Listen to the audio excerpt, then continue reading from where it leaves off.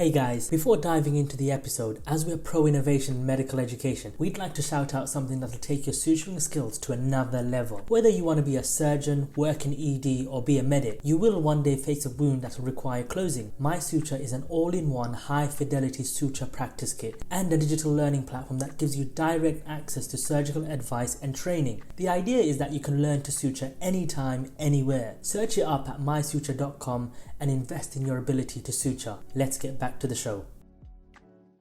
Hey everyone, welcome back to another episode of the Scrubbed In podcast. I hope you've all been keeping well. This week we have another amazing guest with us. We have with us Aaron Kiru, who's also known as the OSCE guy.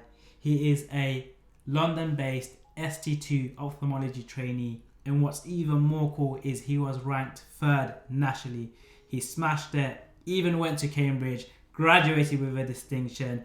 He is churning out high-yield OSCE content on YouTube. I'm sure you all know about him, but it's a massive pleasure to have you on the show today, bro. Welcome to the show, Aaron. Oh, guys, man, that was a bit too much, but honestly, thank you. So I don't think I've ever had such an introduction, but yeah, thanks for having me, guys, honestly. And hopefully we do something cool, something interesting for everyone listening. We know you're smashing it now, you're ophthalmology trainee, but tell us how it all began. Take us to the very beginning of your career.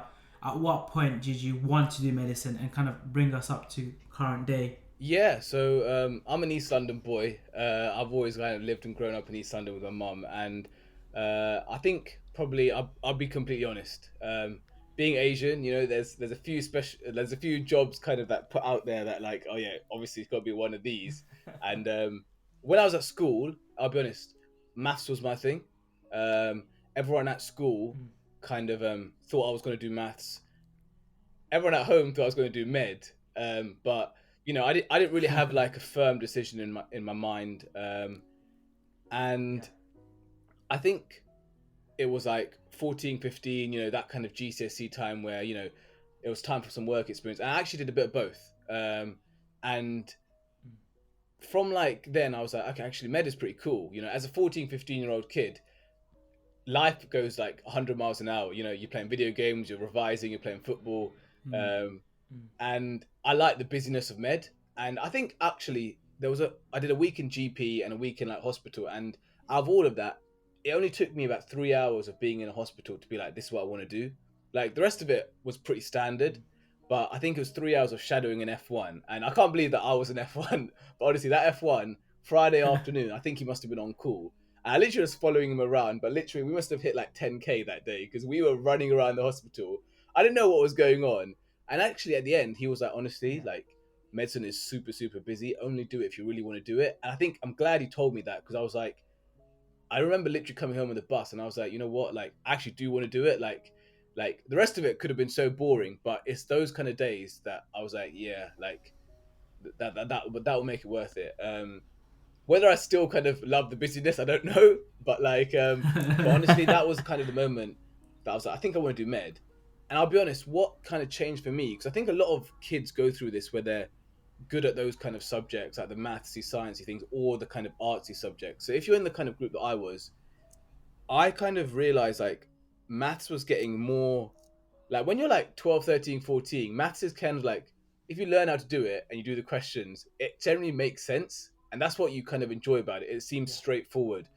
But come 16, 17, 18, it's suddenly like, oh, I need to learn all these like theorems, and like it gets very theoretical. And then people were starting to tell me like, maths at uni is way, way different to maths at school. Like it's literally like completely different. And then I was like, I'm already starting to feel like this is getting a bit really not my kind of thing. And that was where I thought, you know what, actually I think I want to do med. And then I guess applied to med school. I'll be honest, I always wanted to go to a London med school. I love being in London, and as soon as I thought I want to do med, I was like, one of the London med schools, Imperial, King's, UCL. You guys are King's boys, right? Yeah, King's, yeah. So I applied to King's. I wanted to go to a London med school, and this is going to shock a lot of people, but this is honestly the truth. I think you apply in year 13, year 12, starting to think about uni choices. I didn't even know that Cambridge did med. No joke. I didn't even know it. And literally my teachers were like, "Oh, you're applying to Cambridge?" And I was like, "Oh no, I'm applying for medicine."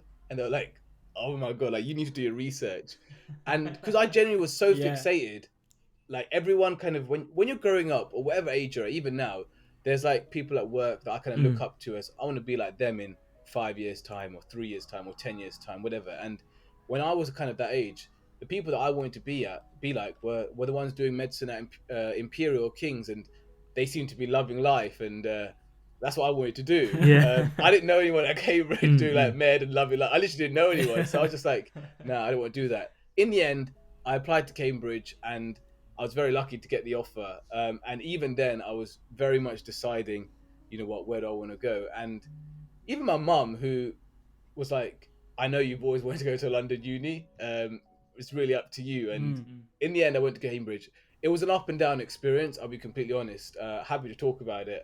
Some bits were great. Some bits were like, oh my God. But I mean, that's med school. And yeah. Tell us how it was at Cambridge. Yeah. A lot of people aspire to go to Cambridge as a university, let alone med school at Cambridge. Tell us the good parts, tell us the bad parts, such that if someone were to listen to this, they'll have a good insight. Yeah, I think that's really important because I'll be honest, I didn't know the answer to that question. I worked it out along the way. I think it's important to start with what was not so good. So what's not so good is there's a very, very, very heavy preclinical and clinical split. I mean, honestly, I know a lot of med schools have that split, but the first 2 years, actually the first 3 years, which is a long time, I saw two patients. I saw two patients in 3 years at med school. Wow. Yeah. One was in a GP, one was in a hospital, and that was it. I was doing, so the first 2 years is very systems based, so like anatomy, physiology, biochemistry, embryology, pharmacology, any other ologies that you can think of. And it was lectures. For each of those, you'd have lectures, you'd have small group supervisions, like a supervisor with 3 of you, and then you'd have essays, 3 or 4 essays to do a week. Just imagine that, 3 or 4 essays. Yeah, I heard about that. The infamous essays, and they're like hefty essays, bro. I'm talking about 3-4 digits, 4-figure essays that you're churning honestly, out, bro. like the amount of pieces of paper that we wasted, it felt like a waste at the time because I'm like, wait, all my London uni lot are like enjoying life, doing all these dance shows. This is what I should be doing. Bro, They're out every day. I know, man. it must feel like freshers. And I remember, I don't know if this is stories or what, but we do anatomy, and some of my London lot, because they went to school with me, they're like kings and stuff. They were like, oh yeah, we didn't learn about that nerve. Like we don't. That's not important. I'm like, what? So, are they making stuff up? But honestly, like the first 2 years was proper killer. Like I went into it as well, and this is, I don't know if this was a Cambridge thing. I don't think it was, but I think it's really important for a med student or incoming med student to hear this. I was pretty high up in school, and I think whoever gets into medicine will be. It's a competitive course. I pretty much felt like I went to rock bottom when I went to med school. Like I don't know if it was only a Cambridge thing, but you're suddenly surrounded by people who are extremely bright, extremely hardworking, and you can't get away with like what you got away with at school. Like I'm talking about how you study. Completely, I realized my study technique was just so bad at school, but I got away with it. I couldn't do that at med school and still be up there. And it's just a completely different way of studying. It's like content heavy, like it's so heavy. Yeah. And then you suddenly got these essays. I'm like, wait, what? I haven't done an essay for like 4 years. Like literally, like describe the physiology of the hand and how it works in rheumatoid arthritis for a 19-year-old. Like, but yeah, it was the first 2 years was really, really tough.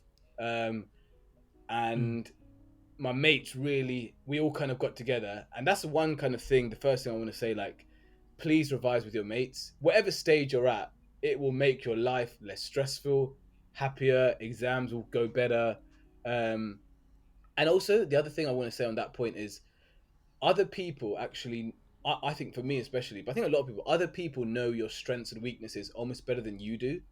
And I'll come on to this later with the YouTube stuff, but people who I was studying with at Cambridge, I was living with them, obviously, they were like, yeah, you're really good at this, but you are so bad at this.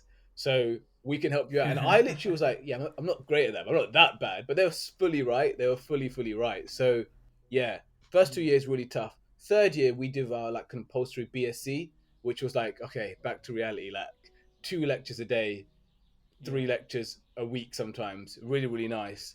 And then 4th, 5th, and 6th year, amazing. Like that's what I loved about Cambridge. Like in 4th year, remember I'd seen 2 patients across 3 years. They literally said to us, look, we know we've given you a natural sciences course all this time.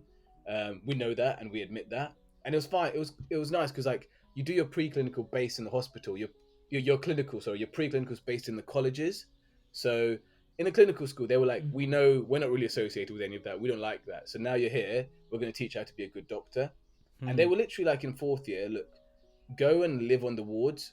And they gave us so much flexibility. They were like, you have a few timetabled sessions of lectures on hypertension or lectures on, but you don't need to come.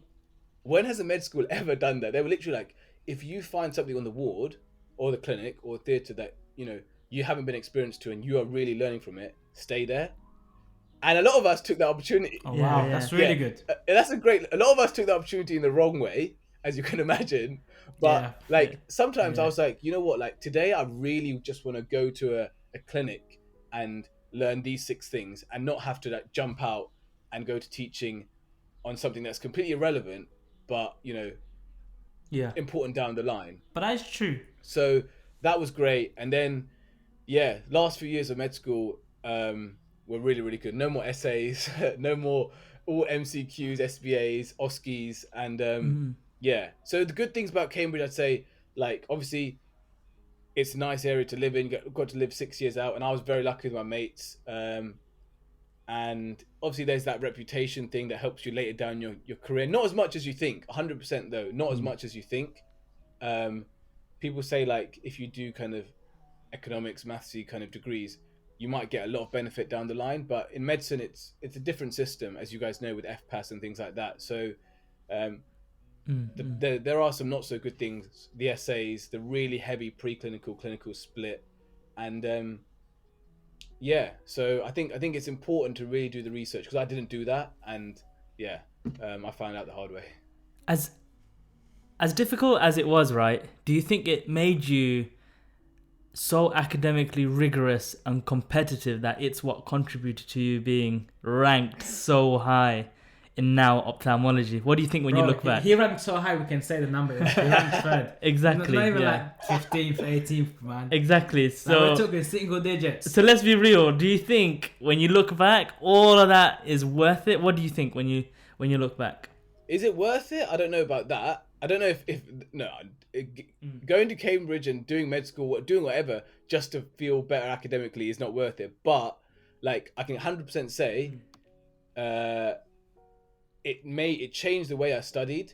But I also think that like it changed the way I studied. It changed the way I looked at exams in a good way. Like the first 2 years, I was doing okay. You know, like I was getting my 2-1s or whatever you want to call it. Like, and I was studying super, super hard because I was just doing what I did at school, you know, hit the books. Like, that's work for me, you know. I just need to work a little bit harder in terms of hours and I'll get back up. But actually, that was not the right approach. Come 3rd year, 4th year, I was literally seeing from the people around me, like, I was literally like, okay, so I need to admit defeat and be like, that is not how you study, and that is how I need to change my ways. And I definitely think it's taught me, like the 3rd year was the first year that I felt like, okay, I fit in Cambridge. I actually am okay. I'm smart enough to be here. Like, not even that, I'm smart enough to be in medical school because I did well. And I didn't feel like I crazily worked hard. And that's when I first realized this whole productivity thing that is really talked about so much is not about the number of hours. Like, everyone thinks they must spend like day in, day out, 3 hours sleeping, barely doing any social stuff. But 3rd year was when I kind of was like, you know what?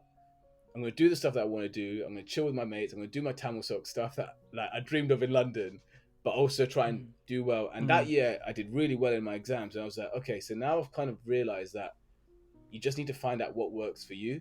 And yeah, that probably would have happened in whatever med school. I don't want to kind of bash Cambridge and say, oh, you know what? Cambridge meant that the first 2 years I was like like just average, and it changed the way. I don't know if you guys agree, but medical school is a big step up wherever you go. It is Yeah. definitely, definitely. So For sure. yeah. So you kind of have that Cambridge experience, kind of find your place in med school. Tell us about foundation training. How was that transition? Because you did your foundation training in London, so you moved probably back home. Yeah. Tell us that transition. Yeah, so I did my F1, F2 in East London, like Bart, so Whips Cross and Royal London. I loved it. I really enjoyed it. I think there's a lot of negativity about being a junior doctor, and I get some of it. But I honestly think that like, if you throw yourself into it, like at the junior doctor stage is one of the best stages of being a doctor, I think, because you are there to help out, you're there to do jobs, help your patients. But at the same time, you can choose how much learning you want to do. So for example, if you're on a 4-month rotation in obstetrics, I did that and I didn't want to do obstetrics. And I told them on day one, look, I want to do eyes. That is completely different to obstetrics. And they were like, you know what? Well done for like being enthusiastic. What do you want to get out of this? And I was like, a bit of theatre, you know, and I'll help out wherever I can. And having that honest discussion, I did my hard work. I did what I wasn't really for me, but I worked hard, and they were like so good to me. Whereas I think it's harder actually as a junior doctor to go in and say, yeah, I want to do eyes and I'm on an eye block, because you want to do your job, help your patients, but also take something and learn from it.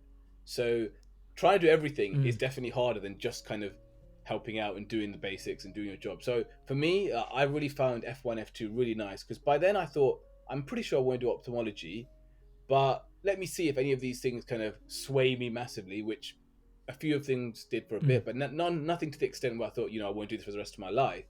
But I felt like, you know, I was doing my job. It was fun. So I really enjoyed kind of being a junior doctor, being an F1, being an F2. And the one thing I would say is I went into it thinking, I think a lot of people do, is like, I don't know enough medicine. I don't know how to put enough cannulas in.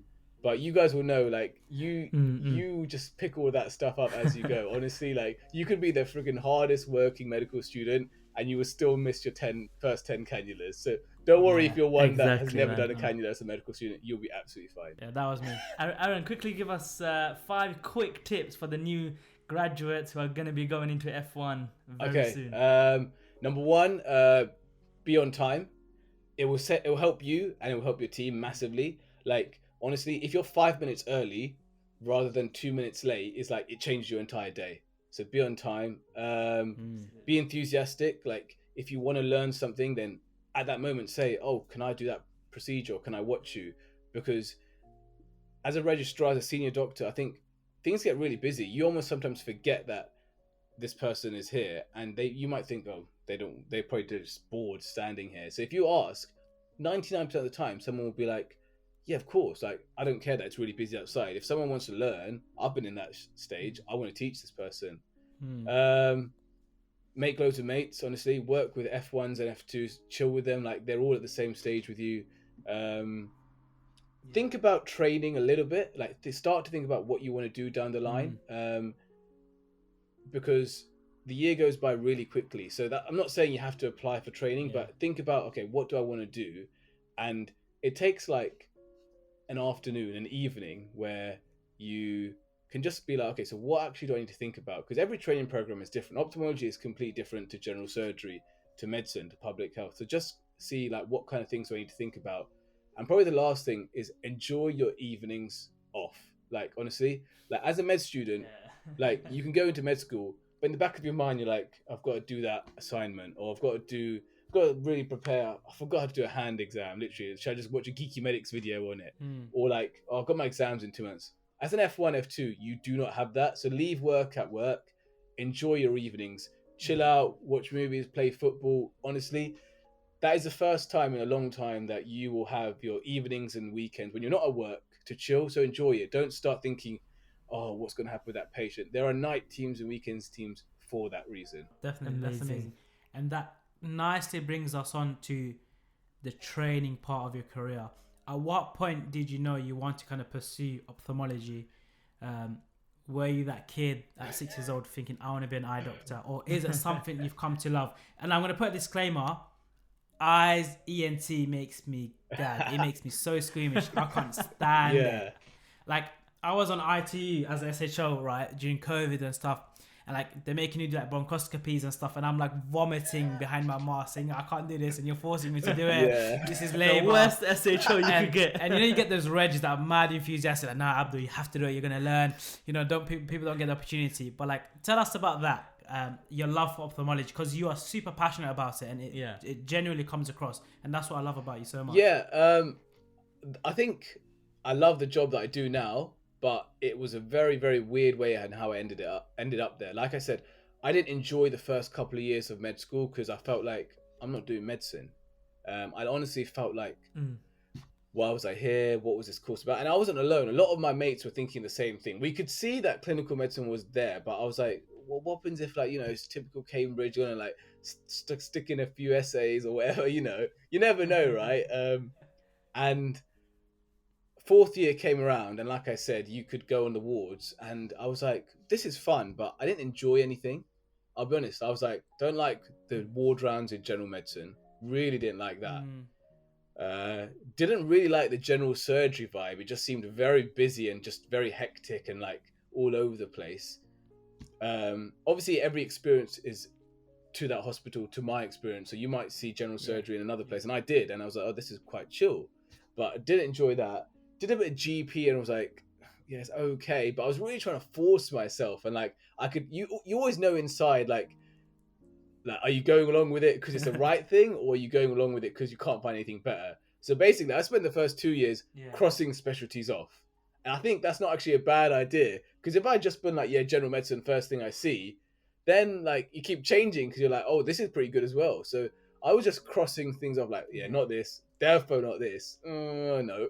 And the way I ended up in ophthalmology is a massive fluke, and a massive fluke. I wear glasses, contact lenses, and I was getting I'm a bad patient. I'll be honest, I'm a very bad patient. And I remember my optician was in Cambridge, and I was like, hey, like, I've got exams next week. I need my lenses for Oscars. You want to look like, you want to look good, you feel good. And they were like, oh, you haven't been for an eye test for about 2.5 years. You got to come in. I was like, no, can I just have my lenses? Like, literally, I've got to revise.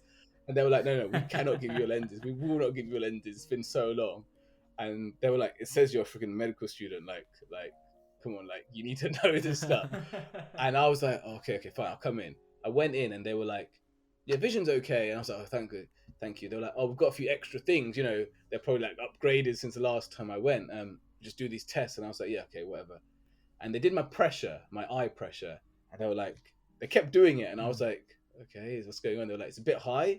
And then after all that, they were like, so we can't give you your lenses. And I was like, oh my days, are you serious? Like after all this, like, they were like, yeah, we're actually quite worried that this could be kind of some sort of glaucoma. Like, do you have headaches? Do you have red eyes? Do you have pain? Do you see lots of things fine? I was like, no. They were like, okay, so can you come back in about a week? And I was like, a week? I need some lenses. And they were like, okay, I'll give you a letter. Why don't you go to the hospital? And then I was like, okay, fine. So then I was like, okay, I need to find the eye department. Went into Addenbrooke's. Literally, must have been a good day or not. The waiting room has like 3 people in. This is pre-COVID. The consultants are chilling. Like, there's like one person on the scan who's on her phone. Like, and I'm just like, hi, is this the ophthalmology department? They're like, yeah, we're just in the middle of clinic. Is it? They're like, middle of clinic? What is going on here? Anyway, then this lady, I was like, look, I've got this letter. Would you be able to check what's going on? And she was like, okay, don't worry, I'll check you. Check my pressure. So that basically you've got thick corneas, which I see all the time now because I'm doing ophthalmology, which can kind of artificially give you a higher pressure reading. So you'll be fine. I've given you this letter. You can go get your lenses. Because like the only thing is, just for kind of a complete examination, you should do like a retinal scan. So do you want to come and see me in like my private place? You don't have to pay for anything, just so can get this sorted before your exams. Our scanner's not working today. And I was like, yeah, okay, where is it? And she said it's like at the local Bupa. And I went to get my lenses. They were like, okay, cool, here's your lenses. Went there and she dilated my eyes, so I couldn't drive for like 4 hours. I was like, oh my days, literally. She's like, why don't you just sit here? That was like that 2 hours there. Obviously, it was in a private setting, so it was a bit artificial. But every patient was like, I can see literally, like one lady was like crying. She was like literally like, I couldn't see my granddaughters, now I can see them. And I was like, Oh wow. wow, Yeah. like okay, like clearly like this is pretty cool. But I was kind of hesitant. I was like, this is like, obviously the patients were also very happy because they were getting like tea, coffee, biscuits, everything, the whole private service. They're getting that top tier yeah. private service. But then I was like, okay. I went home. I was like, let me just look into this. And I looked online, and I was like, looks all right, you know, like this actually looks all right. And that was a start of like the first time in whole of med school that I was like, this is a specialty that I can see myself doing and enjoying. Everything else, I never, ever had that, even came close to that feeling. Like GP was one where I was like, yeah, it'll be okay, you know, like I can, like it'll be okay, like it'll be a bit like, you know, not really my thing, but I could do it. I've got to pick something. That's the best thing at the moment. But ophthalmology was the first thing. But I'll be honest, I could have had that experience in anything. Like I could have had that same experience in anything, and I could be doing something completely different. So you're so much like shaped by what happens in life that like, you know, I could have started ophthalmology and actually not liked it, but luckily I do. And let's be honest, I got 4 days later that year in ophthalmology. I would not have like, you know, I would have not have got that kind of vibe maybe if I did it in a different place. So you got to be, and then you got to be very lucky in what kind of falls your way. But that's how I ended up in ophthalmology, and that's why I really want to kind of hopefully promote the specialty out there, because like I wouldn't be doing this otherwise. I don't know what I'd be doing. I'd be F3, F4, like still thinking about what I want to do. Literally no idea, and that's fine. But I wouldn't have ever stumbled upon ophthalmology again. So I think I agree. I think that's true. There's some specialties that we'll never come across. Even anesthetics. Again. Like I loved my ITU job, anesthetics, to the point where I was like, okay, this is on the cards for me right now. Because you get this exposure that you never get as a medical student. I don't know why the curriculum's like that. You get like a day. You went to med school for like years on end, but why do you get like a day? And it's nice and it's refreshing to hear like you kind of found your place, you found your tribe, to say, in ophthalmology. But I do agree, like there needs to be some way where people get a bit more insight into this niche specialties rather than cardiology and gen surge and this and that, man. There's like, so many. I think a lot of the workforce will be happy. Yeah, there's so many specialties. Ophthalmology is one of like 25 specialties. Like I've never been exposed to like so many things, and I've done all of med school. I've done all of F1, F2, and I don't know how that can change. And that's why part of the reason why I do the YouTube stuff, because I want to just show, like, first of all, I have no publications. People think ophthalmology is so competitive.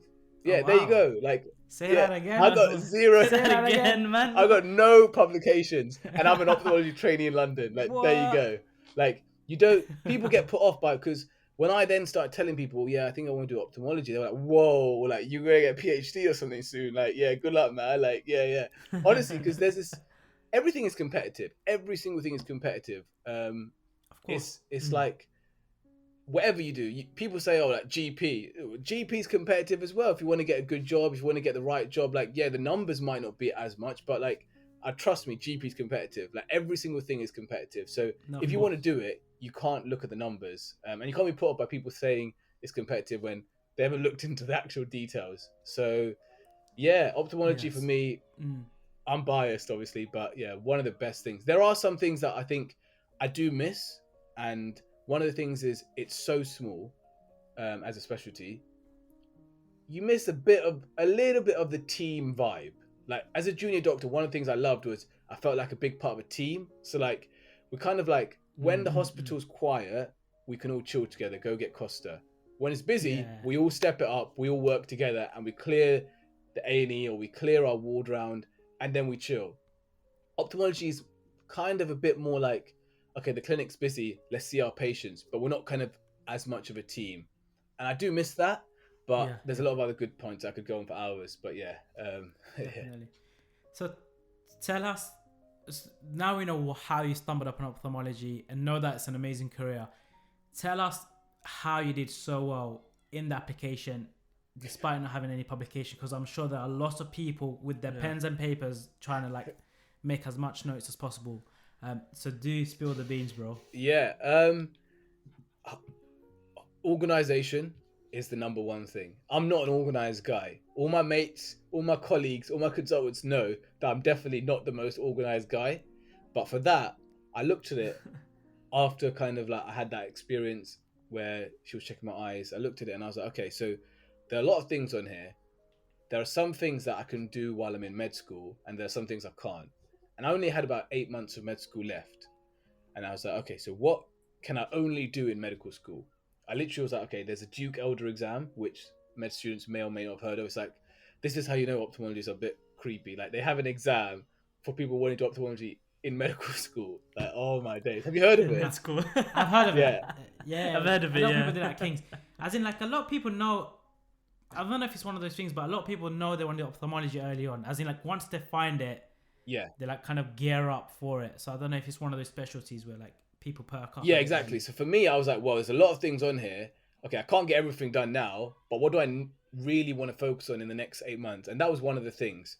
And I think there was one or two other things. But it was like, for example, one of the things on the portfolio, which you can find on like the Seven Deanery website, like Google Seven Deanery Ophthalmology, is writing a chapter of a book. Like, that for me is something that, like, why would anyone be able to write a book chapter before 27, 28, 29, 30, at any point? Like, how are we qualified enough to do that? I ended up doing that. I'm not qualified at all, but literally the opportunity came around. You guys have probably heard of The Unofficial Guide to Medicine, Zesha and Qureshi. Like, they did loads of books for, and this is a thing, and you can write a book for someone who's 2 years below you, because you know what they're going through and what's the highs and what's the lows and what they need to focus on. And that's what this book was about. It was basically like medical student finals for people doing it, and kind of like clinical approach. And that's kind of the start of how I got into OSCEs and things like that. But that kind of stuff is, you got to just be organized and look for the opportunities. Come F1, F2, I knew that this is what I want to do. I was applying for the conferences, but like I said, I had no publications. And even a few weeks before my application, I was shadowing ophthalmology. She was like ST3, and she was like, oh yeah, it all comes down to publication at the end of the day. And I was like, oh great, like, oh, here we go. Like, and then, you know what ended up being that, like, actually interviews really important. Like, everything, you can have no publications, you can have loads of publications, you can have a weak section in your application and you can still get in. Like, I think be organized is the number one tip, because it doesn't take someone to go to Cambridge 100%. It doesn't take someone to think that publications are super important or presentations. You can have everything else. You can be like committed to the specialty, and that's what really comes across. Like, in the interview, even though there's no questions like why do you want to do ophthalmology, which is a bit weird, like to do 7 years and then not ask you why you want to do it. They can tell, I think, okay, this person really wants to do it. The passion will come across. Yeah, It comes across, yeah. No, definitely.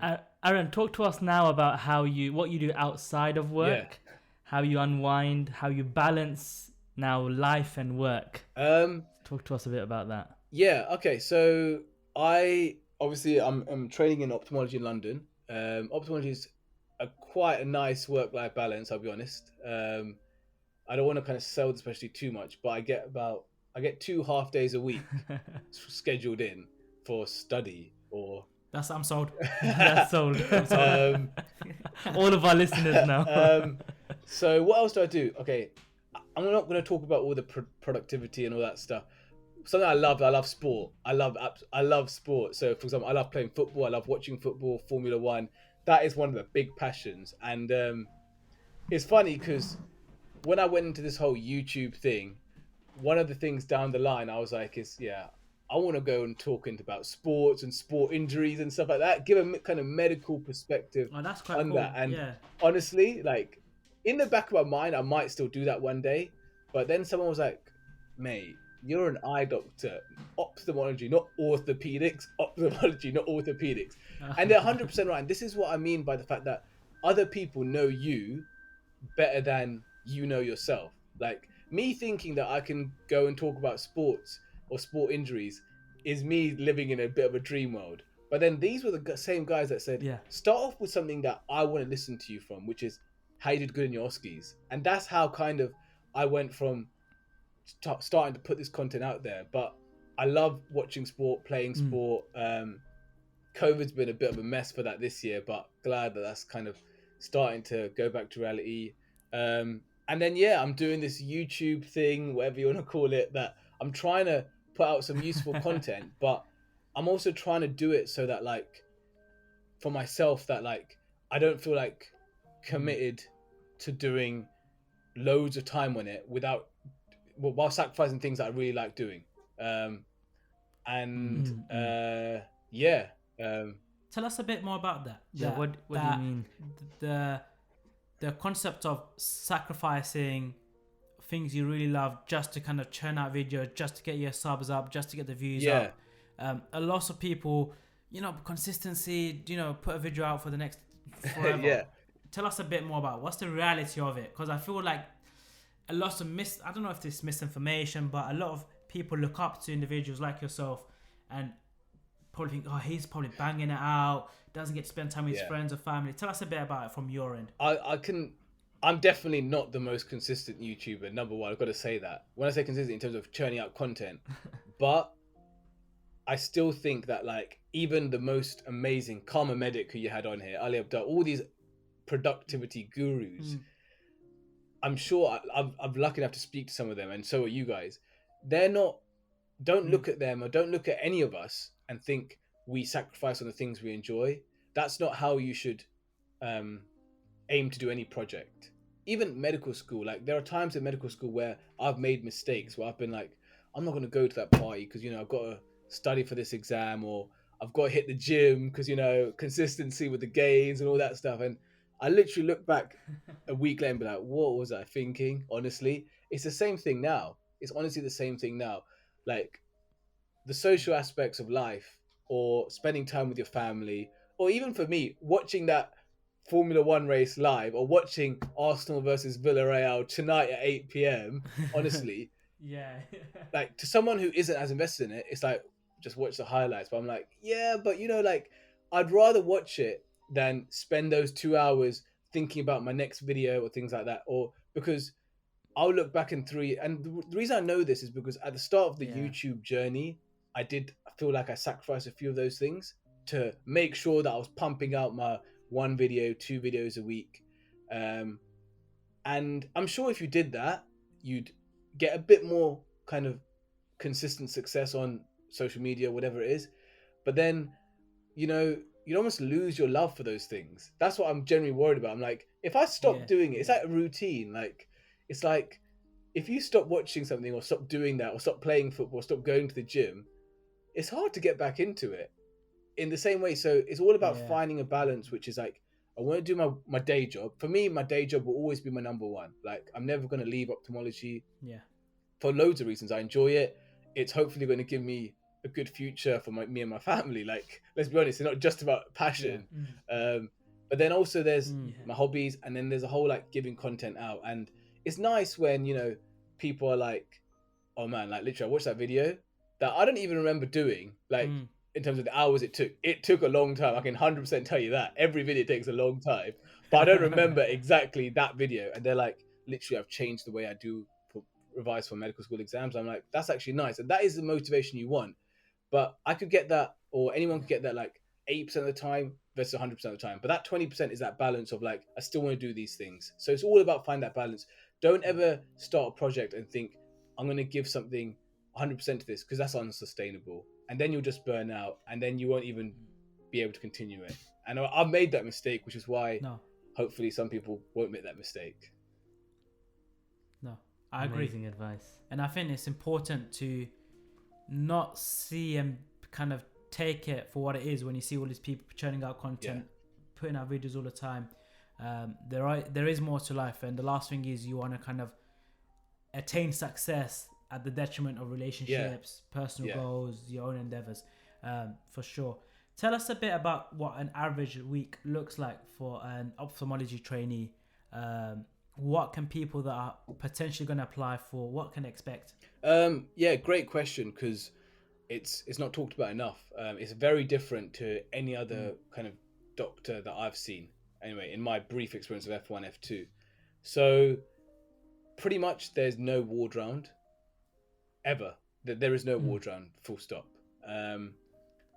the majority of the patients that you see are in outpatients or clinics. So basically they come in, they see a doctor, the nurse, they have their test, and then they go home.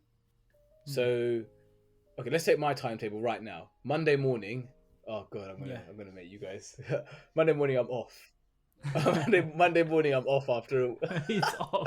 Monday morning, I'm off. Okay. He doesn't even start. The week doesn't even start. Okay. Monday morning, I'm off after the weekend. Anyway, so weekend's off. Monday morning, I'm off.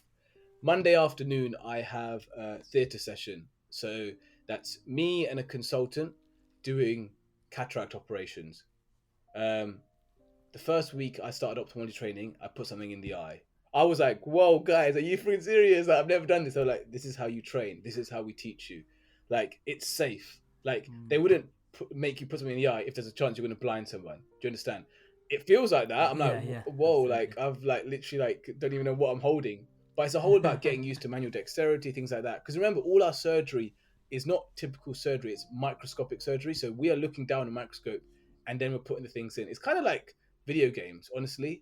It's actually video gaming. Yeah, how is that, like, operating on the eyes? Because I remember I don't know if you can compare, but in histopathology in med school, you're looking at the microscopes and it hurts your eyes. And I don't know if it's in focus or whatever, but tell us that feeling of operating on the eyes, which is such a delicate thing. I think it's really like what goes through your head. Like, tell us about it. You know, I heard ophthalmologists practice on grapes. grapes. Yes. We practice on grapes. Yeah, because like the eye. It's crazy that like we have this massive microscope that we have to use, but within a few weeks you get used to it. But at the start, I'm like, so wait, I'm looking here. My hands are holding the forceps and the blades, and then my feet are controlling the zoom of the microscope, the focus. Like, it's a bit weird. It's honestly like a game. Like, honestly, think of like playing like a future game, because that's the way we practice. So we have like simulator machines where we literally play games looking down a microscope. We have to move the boxes from A to B without like shaking too much, and they get scored. And you can only like move on to the eye that step when you finish, like when you got 10 in a row of like more than 90 out of 100. So there's actually like quite a safe pathway, but it involves everything. Involves kind of like using your eyes, involves kind of using your hands, both hands, involving both feet. Like literally my right hand foot pedal is controlling the machine that breaks the cataract up. My left foot is controlling the zoom and like the XY, so I'm moving the microscope. It sounds really complicated when I say it, but actually when you're there, it's not as complicated as it sounds. But yeah, sorry. So Monday morning I'm off. Monday afternoon I've got cataract operations. Remember, the crazy thing is, patients, 95% of our patients are awake during surgery. So we've got things in their eye. They can hear us talking, and then they go home 10 minutes later. Like, and we've literally had like normally patients knocked out, surgery banters going on. We've got music playing out loud. We can be a bit slow. We can be a bit quick. It's kind of difficult because you've got a consultant who has to train me and say, okay, so yep, be a bit, imagine hearing all that stuff, like okay, so just break it up a bit more, or like just anything. I'd be like, what? Like testing my eye or something. Like, so we always say at the start, you'll hear lots of talking, but everything will be completely safe. You'll hear things like mushroom, which is one of our instruments. You'll hear something like chopper. Chopper is our instrument. Don't think we're like breaking the eye or anything like that. And it's really important to say that, because I would be freaking out, because I've seen 1,000 cataract operations, but if it's my first one and I'm hearing stuff like, oh, be careful. Yeah. It's like, what would you mean be careful? Yeah. So it's really got to be like careful with how you speak and stuff like that. But yeah, so we do about 6 cataract operations, and you start off by doing steps, and then usually by the end of your first year, the aim is to do 10 independently, which is quite cool. I'm in my second year, so my aim is to get towards 50. So that's Monday afternoon. Tuesday morning, I do an ocular plastics clinic. So this is all the subspecialties of eye. So that's basically eyelids, like ptosis repairs. When kind of like you get older and like you get loads of eye bags, and cosmetically that's not good, but also it kind of affects the eye closure. Things like that. Things like lid bumps, chalazions, things like that. So I have a clinic in the morning, and then a plastics theatre where we remove those, correct the ptosis, things like that in the afternoon.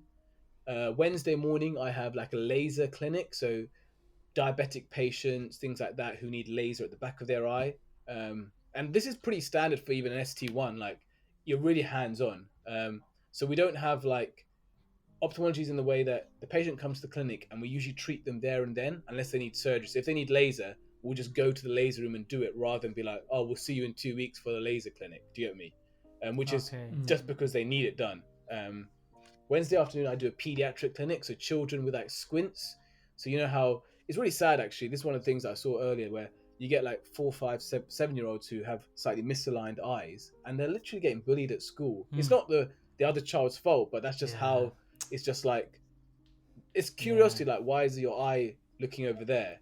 And fixing that and seeing that is quite cool. We do that Wednesday afternoon.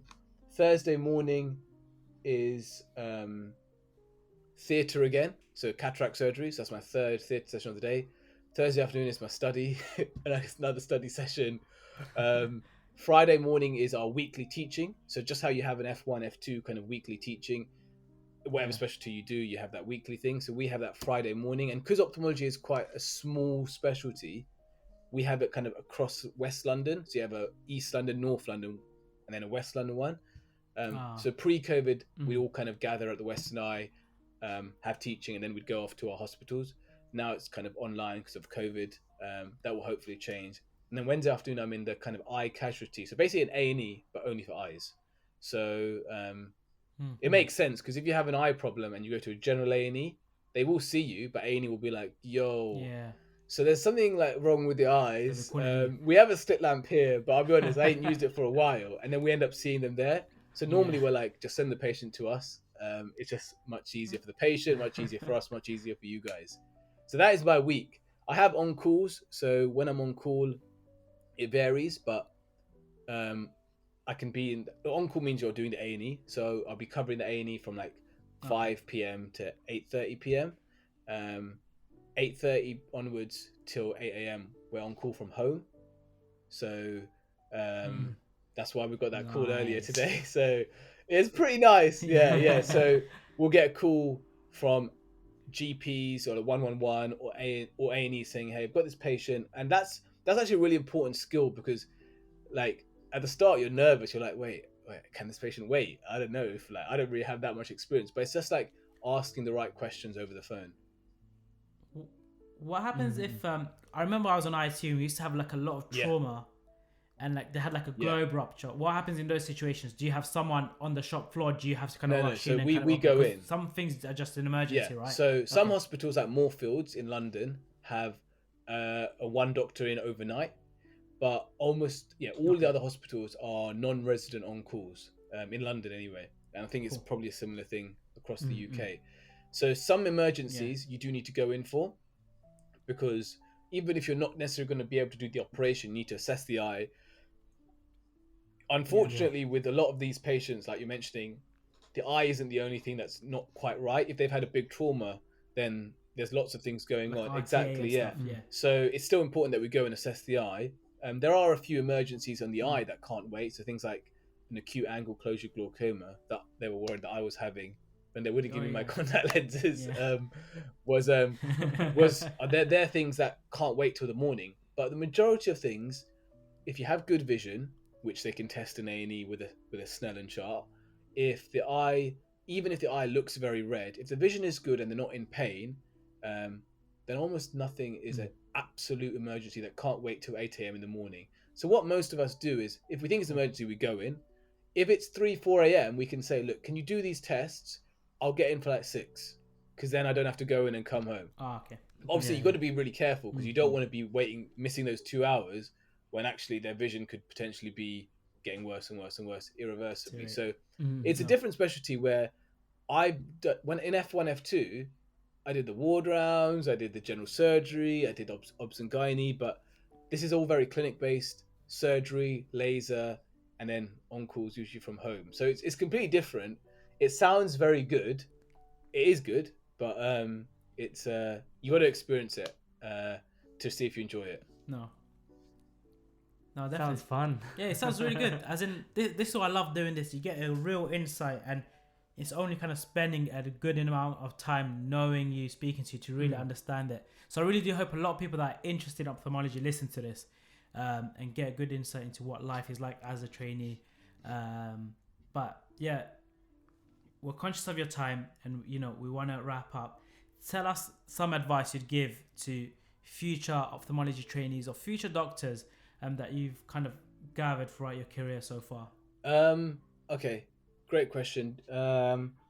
I'd say, looking back what I was like at kind of middle of medical school, what advice I'd say for myself and other people in that kind of in those shoes are, like I said, number one, I've said this before, but never say no to an experience. Or like at one point you got to say, okay, I've got to prioritize it's the day before my exams. I can't say, I'm going to go to this event or like birthday party sometimes, but you will know deep down in yourself, like, is it really worth it? Like at the moment it might think that YouTube video needs to come out, but actually does it? Probably not. Nothing is going to change apart from you thinking for a day, oh, I should have done that YouTube video. Nothing else in your life is going to change. So be really wary when you say no to experiences and uni experiences with family, experiences with friends, even like anything, like I said, even for me, watching something live, like if I want to watch a boxing match, if I want to watch the football, like I've got to balance that with hanging out with mates. I'm obviously going to hang out with my mates because I can't be like, no, I've got to watch the football, because that can happen 10 times a year. Do you know what I mean? So it's really find that balance and trying to tell yourself, like, what do I enjoy most? What is most important to me? Because so many times we don't do that until like it's too late, and then we're like, oh, I should have gone to that. I should have done that. I should have done that instead. So that's one thing. If you're in medical school, work with your mates. The number one thing, it will make your life easier. You will do better. They will do better. You will establish friendships and relationships that will go way beyond kind of getting a little bit better than your mate in medical school. Because we all think about it. It's all in the back of our heads. Like, like what happens if like I fail, or like, all this stuff. Like, work together is such an important thing. Be transparent, help them out. They will help you out. And the third thing is, by doing that, ask others,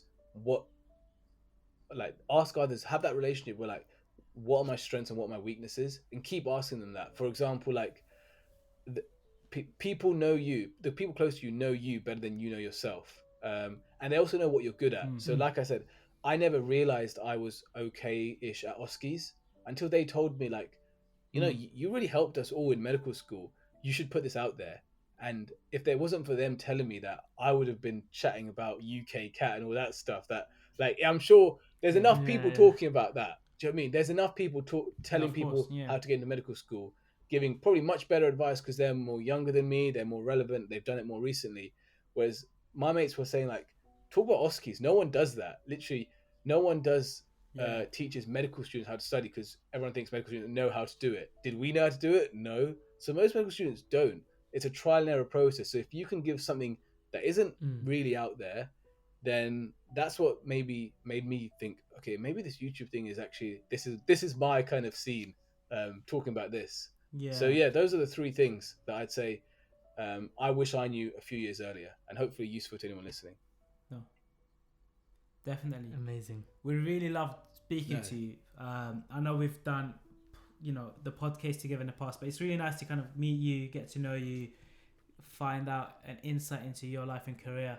I want to wish you the best in your career. Thank you, man. We know you love it, and I can't wait to see you become a big boy consultant with a clinic in Harley Street. And I'm going to come check you with my glaucoma. I do your laser on the house, all right? If you guys ever need laser. I want LASIK. I don't want to wear glasses anymore. We need that. We need that. But now, man, it's been super fun. I want to thank you, and a massive thank you to our listeners as well.